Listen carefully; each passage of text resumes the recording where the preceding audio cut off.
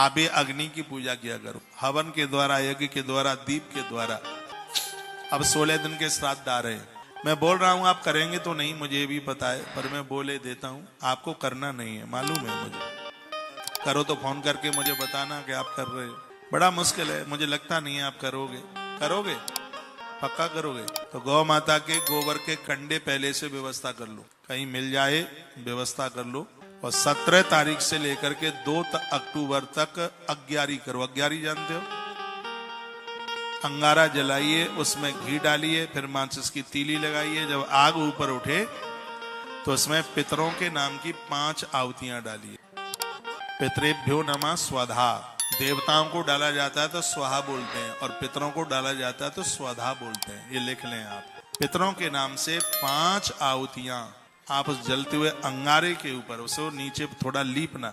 अब आपके पक्के मकान है, कहाँ लिपाई होगी तो उसको पोंछा तो लगा सकते हैं, उस जगह को शुद्ध तो कर सकते हैं। और वहां पर एक प्लेट में तस्तरी में रख करके, यदि वो तांबे की मिल जाए तो ज्यादा बढ़िया है, ताम्र की, उस प्लेट में उस अंगारे को जलाइए, उसमें घी डालिए और उसके ऊपर खीर, कद्दू की सब्जी और पूड़ी, ये 3 चीजें।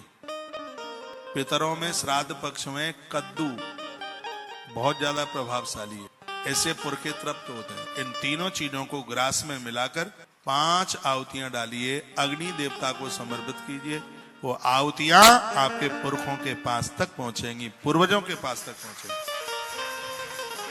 और थोड़ा सा आप कर लें और ज्यादा आनंद हो जाएगा। पलास की पत्तल बाजार से ले आना, उसमें भात बनाना, उसके ऊपर 1 चम्मच दही डालना, थोड़ा सा गुड़ का बुरादा करके डाल देना और कौओं के लिए उसको रख देना। इसको कहते हैं काक बलि।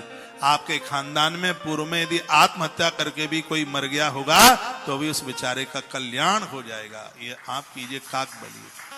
श्री गया जी में हम पूरा 16 दिन कराते हैं और हर जजमान की तरफ से कराते हैं। कभी आप वहां आकर के, टीवी पर नहीं आ सकते, आप टेलीविजन पर आप देखिए, इन सब चीजों का बड़ा असर होता है। यदि किसी की अकाल मृत्यु हुई है या आत्महत्या करके यदि कोई मरा है तो उसके लिए नारायण बलि होती है। और ये नारायण बलि गया जी में भी होती है और सिर्फ प्रयाग जी में भी होती है। प्रयाग में ये होती है नारायण बलि।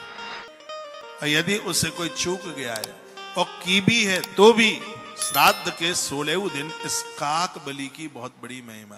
तो मैंने एक संक्षेप में आपको अग्यारी की बात बताई। एक अंगारा जला के उसमें ऐसे ऐसे 5 आहुतियां स्वाहा की जगह पर स्वधा कह करके आप समर्पित करें, आपके पितर प्रसन्न होंगे। और ये गरुड़ पुराण में लिखा है कि पितरों के अतृप्त होने पर ऐसी बीमारियां घर के लोगों को फंस जाती हैं कि दवाइयों से भी वो ठीक नहीं होती। दवाइयां अपना असर नहीं दिखाती, घर में वंश वृद्धि रुक जाती है, संतान का जन्म नहीं होता। इसमें पितरों का रुष्ट होना ही तो बताया जाए।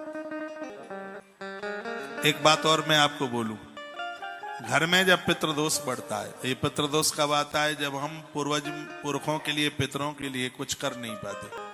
पितरों के लिए, पूर्वजों के लिए इस जन्म में नहीं तो पहले जन्म में उनकी त्रयोदशी नहीं करी, उनको ब्राह्मण को नहीं जमाया, तो उससे ये दोष चल करके पनप जाता है, ये दोष चल करके आ जाता है। आपकी छत पर अचानक पीपल उग रहा है तो इस दोष का प्रतीक है। पीपल लगाना बढ़िया है, और इस पीपल का अचानक दीवालों के बीच में छत के ऊपर निकल आना ये ठीक नहीं है, बढ़िया नहीं है। ये मैं आपको डरा नहीं रहा हूं, जो मैंने स्टडी की है वो ही मैं आपके बीच में बोल रहा हूं। दीवाल के बीच में, छत के ऊपर पीपल का पौधा निकल के आ गया, यदि ऐसा आ गया है तो 10 वर्ष की बेटी तक उसको खड़वा कर नदी में प्रवाहित कर देना उसे। फिर ये ज्यादा बड़ा हो जाएगा तो इसको काटा तो नहीं जा सकता।